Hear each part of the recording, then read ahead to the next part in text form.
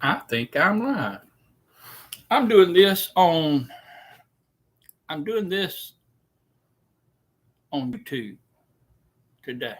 Feels like I'm kind of sideways, don't it? Whatever. I'll figure it out. But I'm doing this on YouTube. I kind of missed uh, looking at it sideways. I kind of missed. I think I missed last week. Did I miss the week before? I can't remember. We've had a lot going on. Had a lot of things that's we've had to do here lately.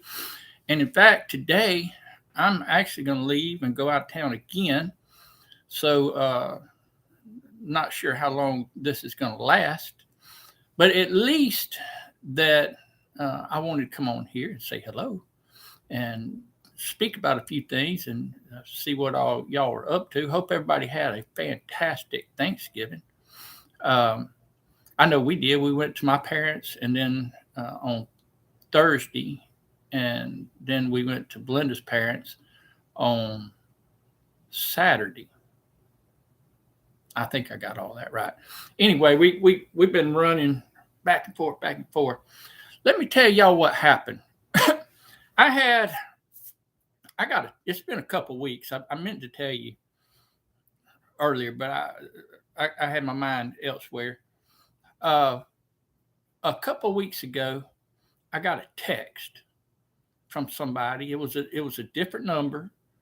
I didn't notice, but at the same time, I was in contact with somebody from Louisiana. They was wanting me to do a funeral for them, and I didn't recognize. I mean, I knew the people, but I didn't recognize their number because I didn't have their number programmed into my phone. But anyway, I got a text from a a number that I wasn't sure of, but I was thinking possibly it was somebody from Louisiana. And so, and the thing is, they said, "Hey, Pastor, how are you doing?" And I said, "Well, you know, it may be somebody you know, it may be somebody from YouTube. You never know." So I said, "I'm doing fine, but I'm not real sure who I'm speaking to. So if you could let me know who I'm talking to." And they said, "This is," and they give a name. I won't say the name on here, but it was one of my church members. Okay, and I knew it wasn't her number.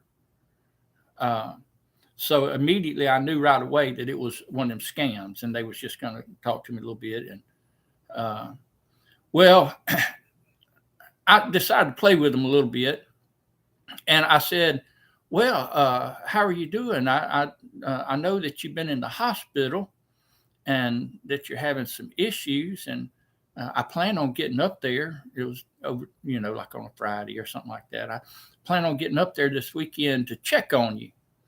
And of course, the person come back and said, "Well, I'm doing fine. I think I'll be okay, but," and I can't remember what all, but they was trying to pretend like they were my church member. And I was like, "Well, that's okay. I've got my son. He's in the FBI, and um, I'll have him contact somebody at the hospital." And I can't remember what all it, the conversation. Like I said, it's been several weeks, but and so we went on and on and on, and I kept waiting, and they finally got around to it. "Well, Pastor, do you mind giving me a loan, $300 or $400 loan, uh, until I can get through the weekend, and then I can get it back to you when I get paid?" And I was, I kind of kept putting them off, putting them off, and putting off. And they finally sent me a picture or a photo, and it had my church member's license, driver's license. It was laying on like a bar or something, but it was her actual license. And then I was like, "Oh, this is serious. This is a little bit different." So I said, "Well," I called my church member and I asked, I said, "Do you have your license. And I told her what was going on. And she said, oh my goodness, let me go check. So she went and checked, and she had her license. And she said, well, no, I've got my license. I said, well, somebody has taken a picture of your driver's license, and I'm talking to them on through text right now. And I said, you might need to check into that, make sure, they hadn't got a hold of anything. Is my chat not working? How do you do that?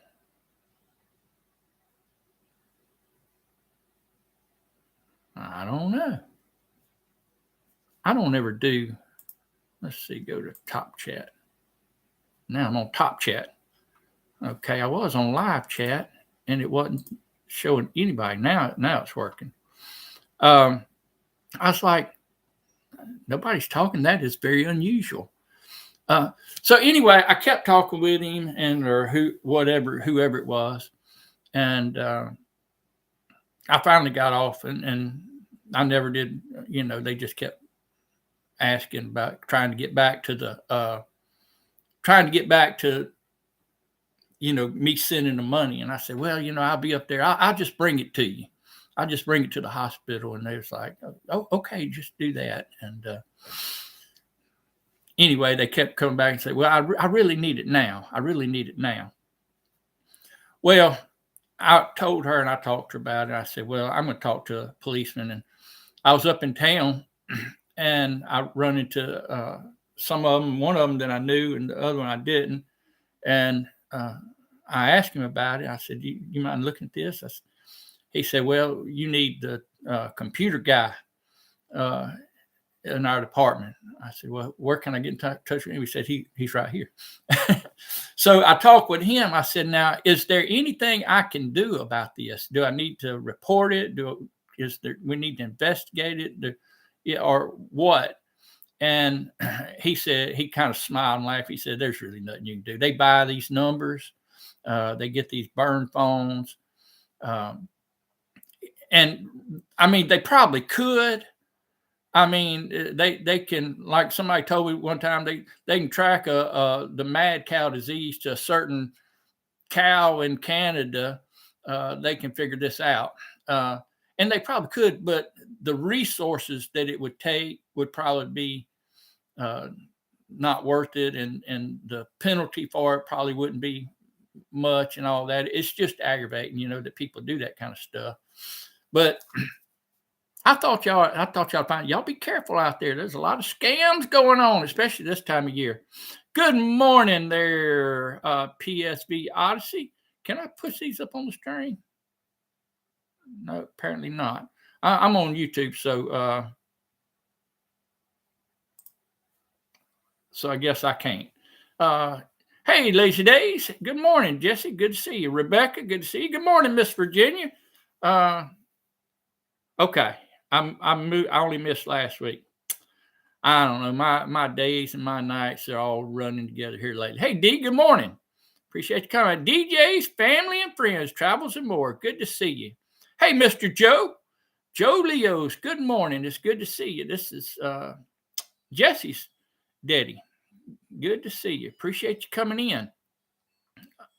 Leanne, Mennonite Farmhouse, you in the right place today, I hope. And I hope that I wasn't thinking.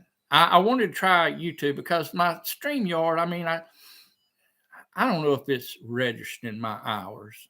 And I've told you all that before, and y'all tried to explain it to me, and I never did understand it. But anyway, hey, Rebecca, touched by yarn. Good to see you. Carolyn, good to see you. Carolyn Holman. Always good to see y'all. And my buddy there, Bill, Last Days Homestead. Good morning. Watching from work. Good to see you. Well, it's good to see you too.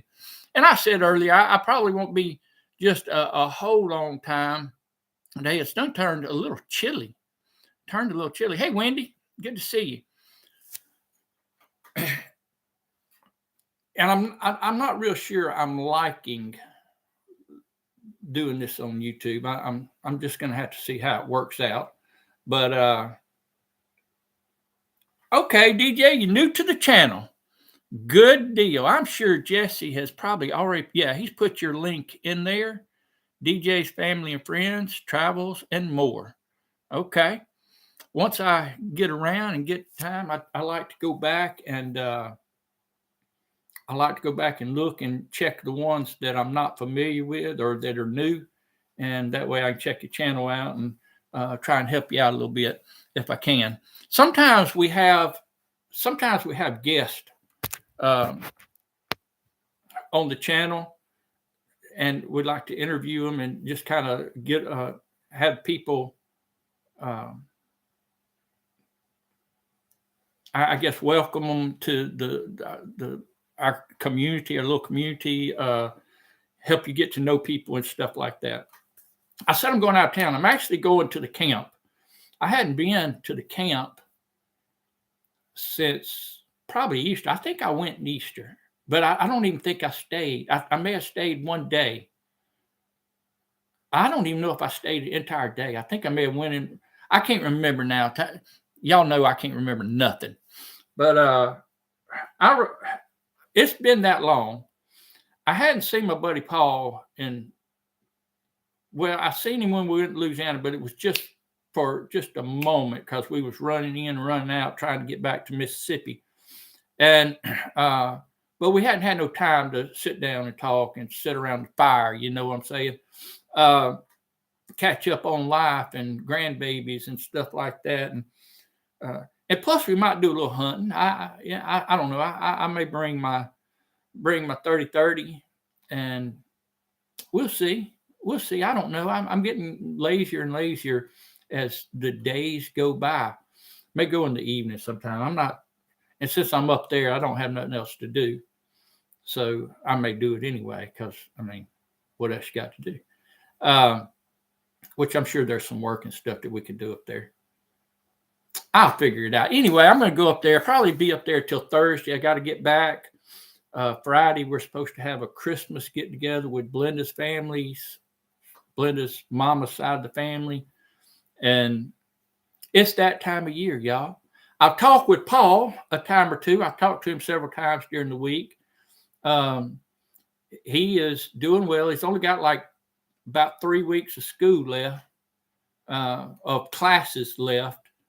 And then he's off for, I don't know how long, 2 or 3 weeks. And then he's got to take exams. They do things over there in Wales. They do things differently. He says they don't do all the tests like they do over here. They don't do. He just said it's different. He said he's kind of nervous because he's not used to it. He don't know how you get a feel of your teacher after a while. You get a feel of how they grade and what they like and all that, after you take a few tests. He said, well, they don't do. Said, you never know. You never know what they like. You don't know what they will accept and all that. He said, so it's kind of different. But he's having a very good time. He's trying to see a lot of things. He told me he wants to wait till January. Because he's going to have a time after his exams and the time that his flight is scheduled to come back home. He don't have a flight scheduled till the 29th of January. Hey, TNJ. So he's going to have a little time. I think during that time he's going to go like to Ireland and I can't remember where all he said he's planning on going. I think they're going to go into Europe. I'm not real sure. He went to Bath, England, last week, I think. He took a train over there. He says about a 2-hour train drive. And then he said it was so crowded, Dad. He said it was shoulder to shoulder. He said, I don't know what was going on. People I talked to said it wasn't normally like this. They had some kind of doings going on. But he went around some of the outskirts of the city. He went to this, who was the author of Frankenstein? Mary something or other, I think is what he said. Frankenstein. She's got a house over there. They got a house, it's like a tourist thing. And he said every floor, every level had something different. And I think in the basement he had like a little haunted house, like. But he said it was good and all that. Him and some of his friends are going to go to London sometime. I'm not real sure, but he said something about going to London, and it's kind of different. He said how they go, and they normally go as a group. I don't know, 7, 8, 10 of them, and they'll go wherever. They go to the sea, they go hiking, they go to this city or that's whatever. But he's got a friend that's from Australia that he met over there, and they're going to go. They're just going to do the sightseeing. Go see London Bridge, the Big Ben. I don't know what. He wants to take a picture of what is it? The Sherlock Holmes place, the apartment 221B or something like that. He said he's taking a picture of that for my daughter, Faye, because she's a Sherlock Holmes fanatic. And then the others are going to be going different places. Some of them's going to be going to like a football game, or probably a soccer game. He said football, but I'm just assuming they mean soccer. And some of them are going to be going to like a theater and all that. And then they're going to get back together that evening, and they're renting like an Airbnb that's big enough with several rooms that they can split the cost on, because they all poor college students. And so that's how they're all getting together. And then, hey, good morning, Devin, our new land. Always good to see Devin. And then he said something about he wants to go to Ireland, and he wants to go. And he was telling me something. I don't know. Maybe I misunderstood him or something.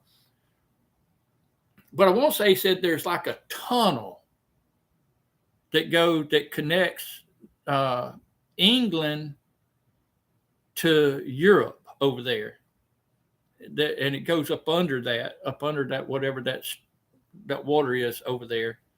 And he said it's a tunnel that goes in, and he wants to go over there.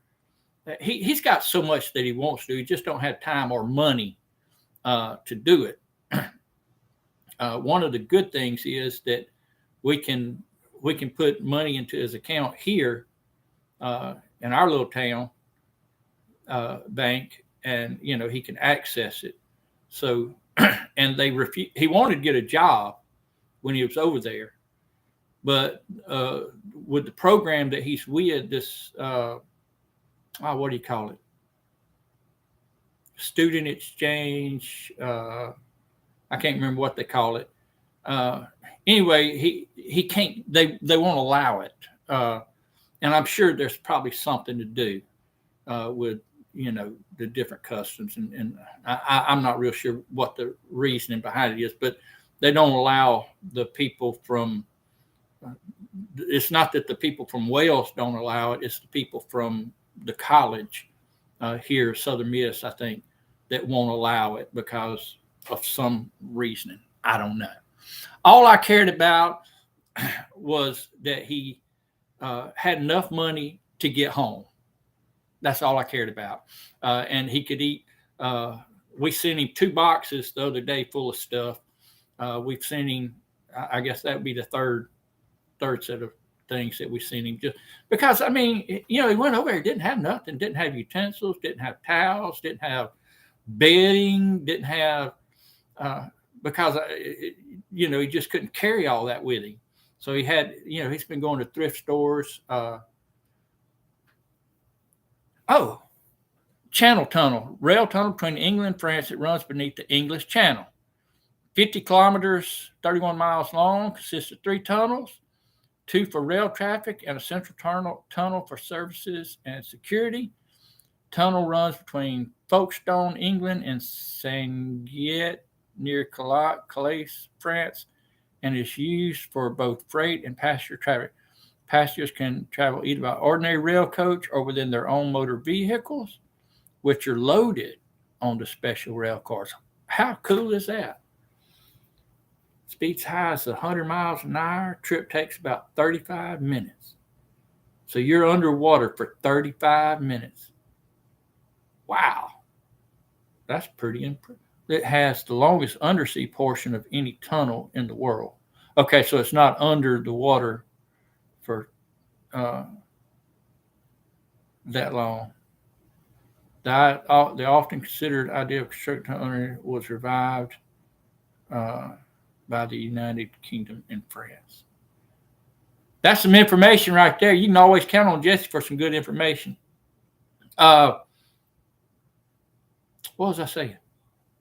Oh, anyway, he's enjoyed himself. I told you, I think one time he went camping out on one of them mountains. He said they didn't have no trees; it's just mountains. And he said he got rained on. It was freezing weather. It got feet cold.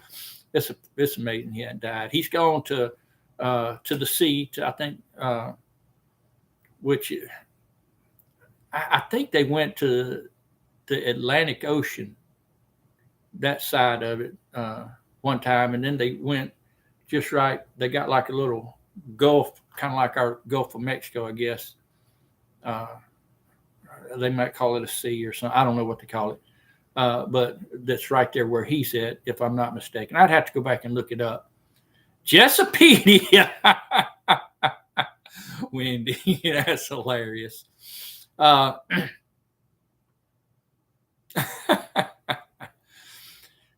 But he's enjoying himself. He said it's different, because he has to take a bus everywhere he goes. He has to just a lot of different things. He don't drink alcohol. He said everybody over there drinks alcohol. He said, but nobody has ever tried to pressure him into drinking alcohol. He said it's kind of different. He said over here in America, people are always trying to press you into it. He said over there, they don't care. They don't care. He said that's just their lifestyle. That's their custom. That's what they do. And every place is a pub. Any place that you eat is a pub. Any place, and and that kind of stuff. He said that was tough to get used to because he knows me and his mama wouldn't allow that. Especially over here. I said you ain't going to pub. But over there, that if he's going to eat out somewhere, that's basically what they have to do. But he said that everybody over there does it, drinks it, but they don't give him no problems by not.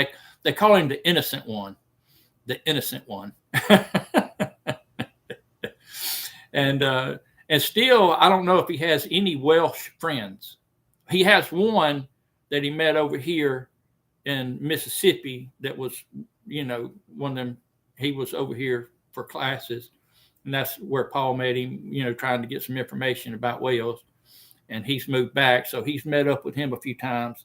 But other than that, I think all of his friends are from, I think he's got them from Spain, from Australia, from Germany.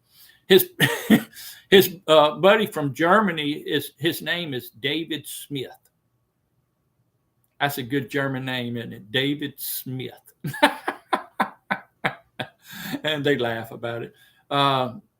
India, I think from France, Italy. I can't remember where all the different places he said they all from. They are all from different countries, and so it's pretty cool. Pubs have good grub. I guess I don't know, Paul. He had to get used to their food over there because it's different than South Mississippi cooking.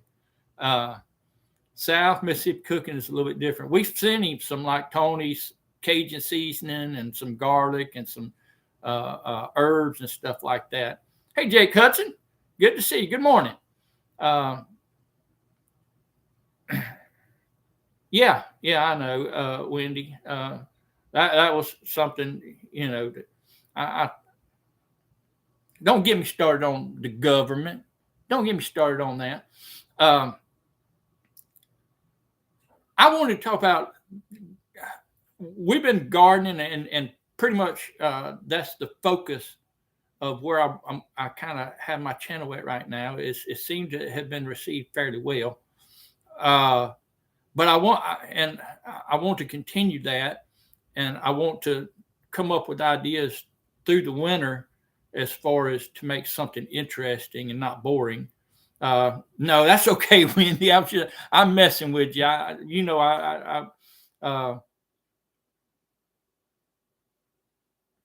know how I am though. When I get started on, I get off. I get out on a rampage. Get on a rampage. Hey, I appreciate that, Jay. Appreciate it very much. Everybody else can do the very same. Like and share. Yabba dabba do. Anyway, and there's a lot of things that can be done throughout the winter, but a lot of it's kind of boring. And gardening can is told through the mind of a Southern preacher. That's right. Hey, there you go. But I've also got to do some canning, and because it's wintertime, and we got to restock up on a lot of our meats and even some sauces and stuff that we'd like, like barbecue sauce, and sometimes we can ketchups and buy it in bulk and then can it, and things like that. Restock up on our dry beans, because what we do is we have our dry beans in like containers, and I don't can them until I run out on shelf. I don't keep that many on the shelf. Like red beans, I keep like 7 quarts on the shelf.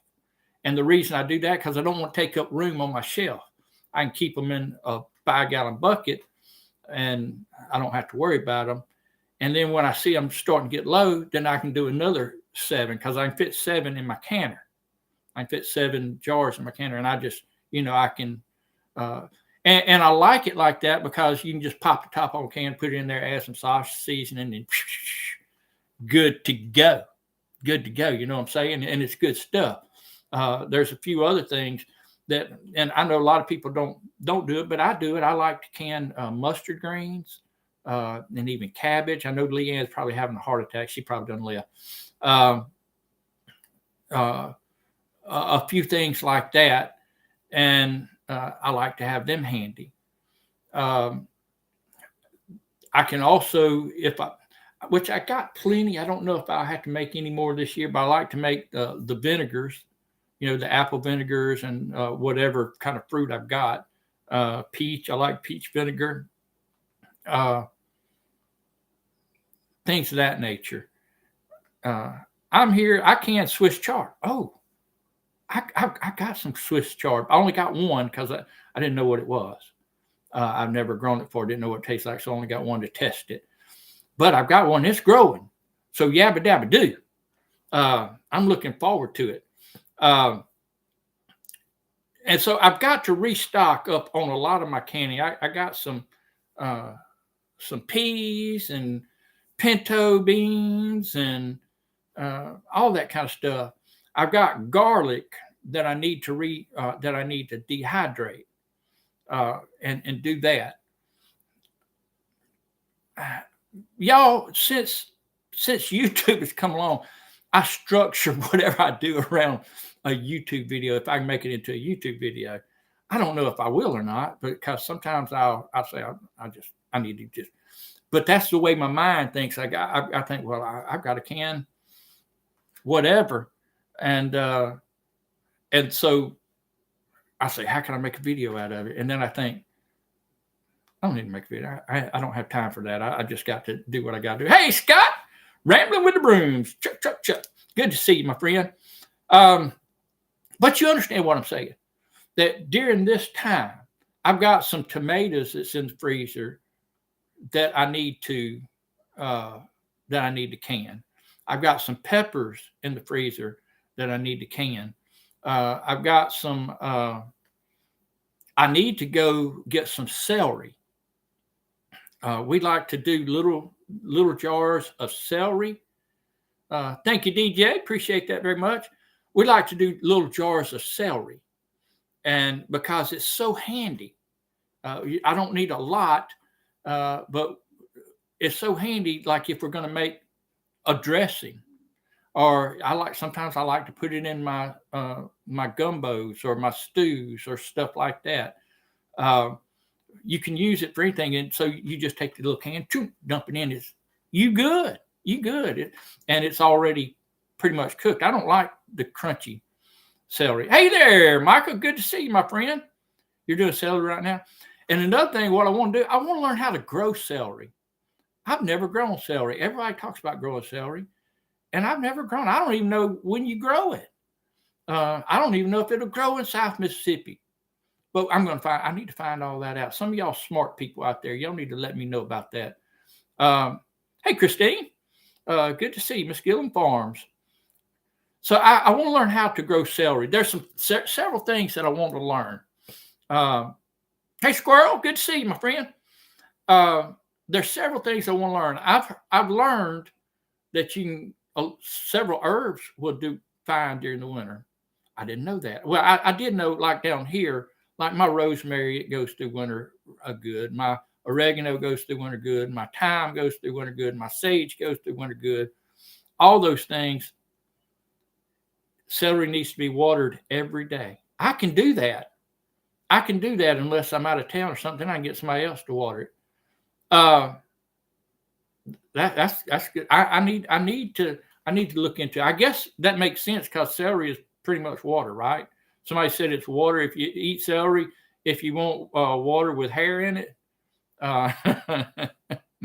Hey, Gwen, good to see you. Broke cowgirl. But I want to learn how to grow it because somebody, Leanne may know. Is it something that is like a continue? Is it like a perennial or is it a annual, biannual?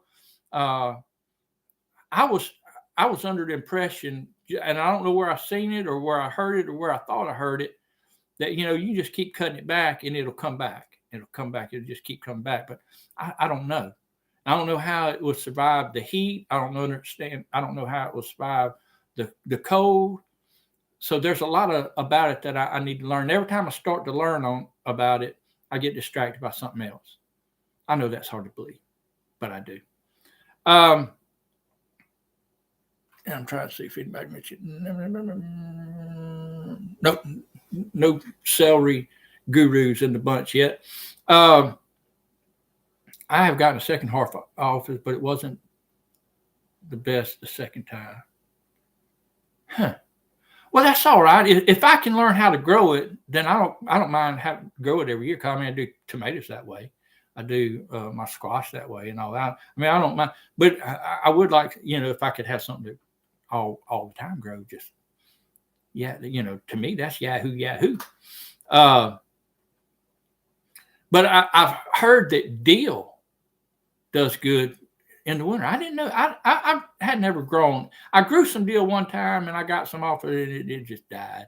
But I got a little bit off of it and I was like, this is for birds. I ain't doing this no more. But I think I want to do it now. I think I want to pay attention to it. I want to learn how to grow dill, and there's other herbs that I could grow, but what is like marjoram and stuff? Isn't marjoram just like an oregano of some sort? I've got lemon balm out there and bee balm and stuff like that. Lisa grows celery indoors. Just cut your celery stalks off the base, then place the base partially submerged in a mason jar, and the celery will grow. Even a chuck can grow it. Well, howdy do? How do you like that? I think I might try that. Actually, I got one out there now. It was in the scrap bowl. I was bringing the scraps out to the chickens, and I noticed that Blinda had made a dressing and for Thanksgiving, and I noticed it in there, and it had some roots coming off of it. I said, I'm going to put that in dirt. So I put it in dirt. It's in my greenhouse right now. But like I said, I don't know. I guess, like Leanne said, I just need to make sure I water it. So that's what I need to do. Dill. What else was I thinking about? Other spices that I could grow and have it year round.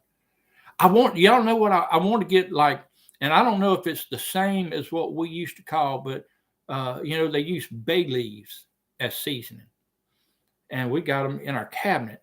And I thought, why don't I I remember as a kid going out to the woods and looking up, and Dad would say, "That's a bay tree," or my brother or whatever would say, we shooting squirrels and it got that squirrel out the bay tree, but they were huge. They were huge. And is there a different kind of bay tree, that the bay leaf that you get for seasoning? Is that different than like the tree that we call a bay leaf? No soil, no watering required. No soil, no watering required growing celery. Say what?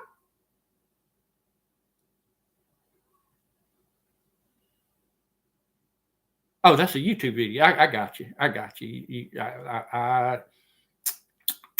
I'm a little slow.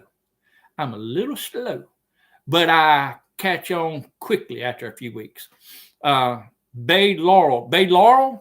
That's what you call it. A bay laurel. How am I going to remember that? Bay laurel. Let me write it down somewhere.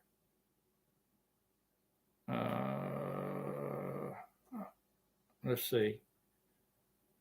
Bay laurel.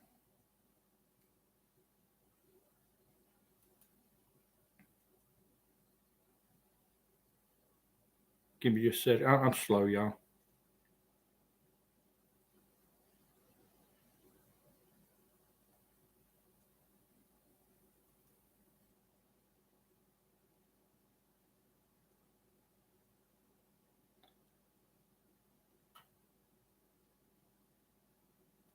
All right, I think I got it. Bay laurel, and my buddy, right at noon is current Brookhaven. I'll verify shortly. Have to load some stuff. Okay, I was supposed to meet my buddy at noon in Brookhaven, Mississippi. Bay laurel, Laurus nobilis, is an aromatic evergreen tree or large shrub with green, glabrous, smooth leaves. I got you. Hey, Jerry. Seeing you come in. I was on my phone trying to keep a name. I didn't know if that was different than the trees that we used to call bay trees. Anyway, now I know. See, y'all are so helpful. So helpful. Jessipedia, doing it again. You've never used bay leaf in anything? Oh, my mama used it all the time. In pretty much everything that she cooked, like a stew or a gumbo or stuff like that. Now, we never did eat it. I think you're not supposed to eat the leaves, but she always put it in there, and then she always took them out. The bay leaf plant is a source of several popular herbs and one spice used in a wide variety of recipes, particularly among Mediterranean cuisines. Hold to Italian pasta sauce. That's right. I remember she put it in spaghetti a lot too. She put because you dip it in there, you come up with a leaf, and it's like, I don't want no leaf, and get it out. Especially as a kid, just like, I don't want no leaf in my spaghetti. Yeah, Midnight Leanne uses it. I had no doubt about that. Anybody, well, I guess I won't say. I guess it all depends on how you're raised and what you were, how you used to doing things. Like Paul over there in Wales, he says, then people, as far as the food, it's different. Now he has a Korean friend over there that cooked him something. He said, and it was good. I can't remember what he said it was, but he said he cooked me that, and then he sent me home some. he was all about. I think it was. I don't know if it's a he or a she. Anyway, I can't keep up with them because there's so many of them over there, And then I got to be careful when I'm talking to them on the phone because there might be somebody in the background, and they get tickled at the way we talk. They say we got an accent or something. Crazy talk right there. No accent over here. No accent over No accent over cheer. So that's what I want to do. I want to get more things situated in the garden. Sassafras I've used leaves for filet. See, we used to use that filet in our seafood gumbo, and I never did like it. Mama always had it, and she always put it, in the. But I just liked it plain. I like my seafood gumbo plain with lots of crab meat in it. Oh my goodness. Oh my goodness. Oh, and then she put little crab claws in it sometimes. Oh, oh, sweet southern twang. I don't use much. It can be over. See, and that's probably what it is, because I probably, when I was a kid, I'd probably just dump a bunch on it, and because I figure a little is good, a lot's better, but that's not always the case. But anyway, it's something that different things that people use. I had a friend of mine up the road. He has a little sawmill, and he had some sassafras boards, and they were different looking. I got a couple of them to. It's been a few years now, but I got a couple of them to make little projects when I was back in my woodworking phase. But they were different looking. They were kind of unique looking. The board, at least the ones he had cut there, were pretty cool looking. They wasn't just just regular wood stuff. So plan on getting the garden. It won't be long. I have to be planting potatoes. Down here in South Mississippi, middle of January or so, we generally get some potatoes in the ground as long as we keep them covered. Now, last year I done that, and we had that 15-degree weather, that was crazy. And we might have something like that with that El Nino stuff going on. And so it killed basically my potatoes. After they come back, they was about that big. They wasn't any good at all. We got some out of it, and I was fine with it. But I may wait a little later this year to plant my potatoes and my green beans. I always plant them fairly early. I don't plant the green beans that early, but I plant them earlier than most everything else because they come up quick and they produce fairly quick. I want to do more pole beans, but I don't want them old stringy ones. I've got to figure out which ones I can grow that aren't stringy. I want to build more trellises in the garden. I want to grow winter squash this year. I grew some last year, but I waited way too late to plant it. And they were just now putting on fruit when it started getting cold. And so, and then it got cold and it killed them, and it wasn't. So I want to start them early. I got a place in the garden for them specifically that I hadn't done anything with. I'm actually making biochar in that garden section right now. And then I'm going to fill it in, and always planted at Easter. Yeah, that's probably, especially is that up there in Pennsylvania. Yeah. And I've seen people on the YouTube, they're harvesting potatoes like at the end of what we call summer. And I'm like, dude, I've done harvested and ate all mine by then. 16 seeds and canned 48 pints. Ooh, that's pretty good, Quinn. That's pretty good. Cover it with straw. Yeah. See, that's what I didn't do. Vortex green beans on a trellis. Vortex green beans. Okay. I got you. They're not stringy. Vortex green beans. I may have to come back to you on that and find out later, because I may forget that. Maybe not.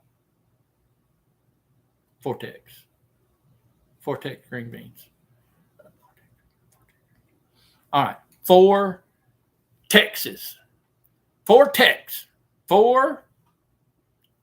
And think of Gwen in Texas. It has Tex in the word, so it must be. There you go, Devin. You know how to blow smoke, don't you? 16 seeds, 48 pints. That's a good return on your investment right there, Gwen. That is a good return. So I want to do that. I want to get all that. I got out in my front. I've got a flower bed that I started, I think last year, whatever. I planted my moringa trees in it, and then I got some mums and lantana and a few other things that I got planted out there. Just that I had from cuttings. I rooted them and I planted them out. Kind of a bed that I don't know. And then in front of it, I've got a couple of crepe myrtles and a rose bush. Oh yeah, I planted a little rose. A buddy of mine had a rose with a pink bloom, a small, and I got a cut from him, and I got a few of those coming up. So I got one of those out there. But what I want to do, where my crepe myrtles are, and where this bed is, I'm gonna go across there, and I'm gonna do a experiment type no-till garden. I'm going to stretch it out, and then I'm going to come back around to a plant that I planted last year, and it was like digging through rock, y'all. Digging through rock to get this thing planted. But I finally got it in there, got it hole big enough that I put some good fertile dirt in it and all that, and it's growing good. So I'm going to come back around.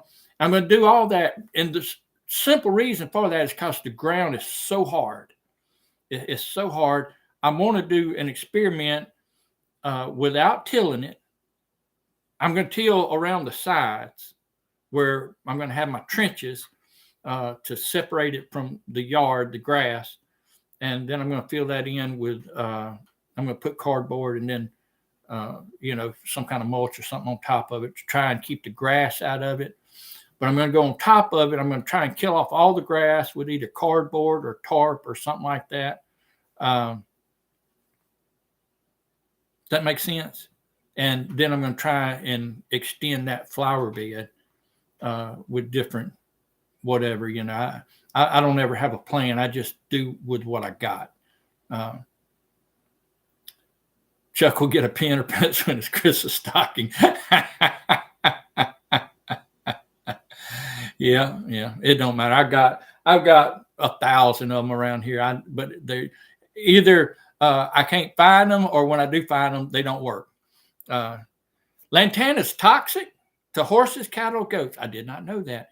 Boy, I tell you what, ours have grown this year. Hey, Ann, good to see you. Our lantana, actually, I think the last couple of years, but especially I know this year, we got some right in front of the house, and they're just humongous. And the butterflies and the bees and I think even hummingbird has come through. But they're just hundreds and hundreds. There's times you go out there that you got to walk way around it because the bees are just swarming everywhere. The butterflies, they probably wouldn't hurt you. It's just that you'd have them all over you. It's so many of them. And then I took a cutting off of it because they're very, very easy to root. Very easy to root. And I got a cutting off of it, and I put it out in my front where I was talking about extending my flower bed. I put it out there, and I got to keep it cut back because it'll spread out and it'll take over everything. And I don't want it to do that, but I do want it to. I do like the flowers on it. It's a beautiful thing, and it's and it attracts so many of the butterflies. It's just really amazing. I don't know how many different types, but because I don't know a lot about butterflies. Wendy, Hardneck Farms. Yeah, she loves lantana. She would be able to tell you about the butterfly on it. Do more planting videos next year on my YouTube channel. That'd be awesome. I get tunnel vision. When I get something on my mind most time, and so I get I want to watch gardening. That's all I want to watch. And then I want to watch figure out new things to can, or I want to learn how to build something, or, I just get tunnel vision, and I try and have a variety of all. And I guess y'all keep me honest in all that. So, folks, it has been good.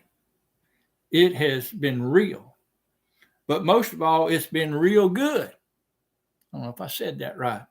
And I do appreciate all y'all coming. When I was a little girl, a street lady, I had guys, her yard had a short rock wall all the way around and was lined with lantana. I imagine that was pretty. I imagine that was. But I've got to get around. I've got to get my bags packed, make sure I got everything, because I generally get off halfway down the road somewhere and forget. But I've got to meet him over in,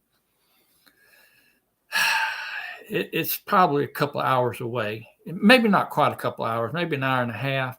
But I want to give myself a couple of hours because I don't want him waiting. Carolyn, thank you so much for coming. Tell old Doug we said hello, and Daniel. And I really like that video that he put out about making that door. He cut it out with his chainsaw. And I seen him do that before on another. I can't remember what it was he done it on. Maybe a wood box or something. I can't remember, but I may have done it on a couple things. But I remember him doing it, and I thought that was pretty cool. Tuesday, that's right. Ann Dale from Disney World, on location at Disney World. Y'all go over there and check out. And thank you, Jerry. Appreciate you coming in. And check Ann Dale out. She is a wonderful, wonderful person. I can attest to it, not just by knowing. Oh, thank you, Karen. Not just by knowing her on YouTube, but I can attest to it because I have met her twice. Once in Florida and once in Alabama. And she is the real deal, folks. The real deal. So y'all get over there and help old Andale out. And I just appreciate y'all coming in. Jesse, thank you so much for all the information you supply and sharing the channel links with us. And I just appreciate everyone just so much. And hopefully I have a good story to tell from when I come back from the camp. God bless, and we'll talk to y'all later.